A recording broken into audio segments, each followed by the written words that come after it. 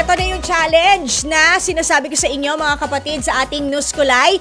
Challenge accepted ako kanina. Kumasa ako doon sa challenge, di ba? Yun talaga yung drama natin ng ating Duster of the Day. Dahil tinanggap ko nga yung challenge na bumuo ng Noche Buena sa halagang 500 pesos. Kasi di ba nga, according to the DTI, maaari kang makapag Noche Buena for a family of 4 sa halagang 500 pesos. Kaya kanina nagpunta tayo sa Poblacion Market in Makati City para malaman kung yung 500 pesos ay kakasya ba talaga for a family of 4 na pang Noche Buena. Tapos may kasama akong namili sa halagang 500 din na Noche Buena. Nag-compare kami. So ang ending, sinunod ko yung listahan ng DTI. Pero take note, yung katulad ng sinabi ko po sa inyo kanina, na dyan sa poblasyon, karamihan po sa Poblacion Market, ang tinitinda hindi kalahating kilo, nasa 1/4 kilo or 250 grams lang kasi nga yun lang ang mas afford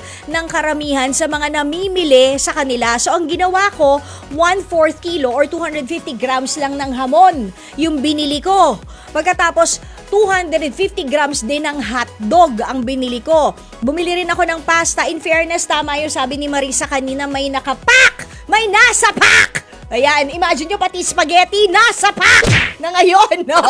Yung spaghetti tsaka yung spaghetti sauce na bundle, yun nasa 99 pesos. Tama siya doon. So gano'n na lang din yung kinuha ko para hindi na ako kumuha ng tomato sauce at tomato paste. O hindi ba? At least meron ng sauce. Kumuha din ako ng mayonnaise. So may spaghetti ng kasama yon, and meron ding macaroni. Kumuha din ako ng fruit cocktail.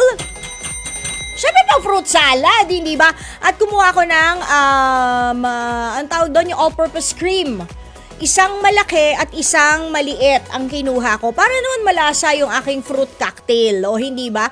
Ano pa ba yung aking, tinapay. Bumili rin ako ng tinapay. Tasty ang nabili natin kasi wala namang pandesal doon sa palengke. So, ang suma total po ng binili ko ay umabot ng 625 pesos. Yes, sobra. Umabot sa 625 pesos. Whereas, yun namang aking kasama na namili rin, naka 488 pesos siya, pero hindi po siya bumili ng hamon at hindi rin siya bumili ng hotdog at tinapay. So, ang binili lang niya yung mga fruit cocktail, spaghetti sauce, at yung mga pang-fruit salad na ingredients. Pero yon, walang hamon and hotdog, 488 pesos. Tinanong ko siya. Tinanong ko si Kuya John, sabi ko, ano ang pakiramdam na, di ba dapat kahit papano, masarap yung kinakain natin, bonggang handa natin pag Pasko kasi sineselebrate natin yung birthday ni Jesus. Pero alam niyo yung sagot niya, medyo heartbreaking para sa akin. Ang sabi niya, wala naman po tayong magagawa kasi yan lang talaga yung budget. Oh, Ivana Alawi, nasan ka? Hoy! Ivana! Labas! Ivana! Ipagluto natin sila!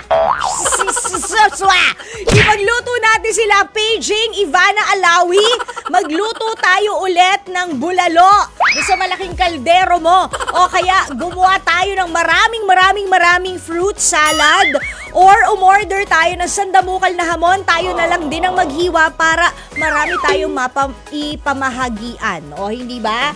Paging Ivana Alawi. Mga kapatid, dito tayo sa totoo. O, yan yun yung boses. Pagbigyan nyo na, minsan lang naman yan. Siyempre, dito tayo sa True FM, hindi ba? Like, share, subscribe, follow ang ating mga social media accounts, ha? At True Network PH. Yun lang ang keyword na hahanapin nyo. TrueNetwork PH. O, like, share, follow, subscribe para bongga talagang level sa atin. Sa FB, sa IG, sa X na dating Twitter, sa YouTube and TikTok, pati na rin sa mga podcast.